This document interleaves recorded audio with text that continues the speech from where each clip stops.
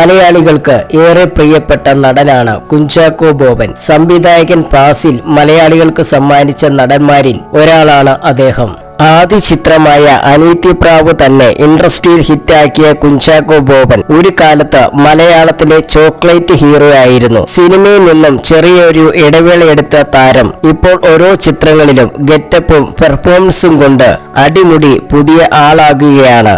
കുഞ്ചാക്കോ ബോബനെ കുറിച്ച് സംസാരിക്കുകയാണ് സംവിധായകൻ ലാൽ ജോസ്. അനീതിപ്രാവ് എന്ന സിനിമ റിലീസായ ശേഷം കുഞ്ചാക്കോ ബോബൻ എന്ന നടൻ സിനിമാ രംഗത്ത് വരികയും വലിയ താരമായി മാറുകയും ചെയ്തുവെന്ന് ലാൽ ജോസ് പറയുന്നു. ആ കാലത്ത് അനീതിപ്രാവ് എന്ന് പറയുന്ന സിനിമ റിലീസായി കുഞ്ചാക്കോ ബോബൻ എന്ന നടൻ രംഗത്തു വരികയും വലിയ സ്റ്റാർ ആകുകയും ചെയ്തു. കുഞ്ചാക്കോ ബോബന്റെ വരവ് കൂടി ദിലീപിന്റെ പ്രഭ അല്പം മങ്ങി നിൽക്കുന്ന സമയത്തായിരുന്നു അത്.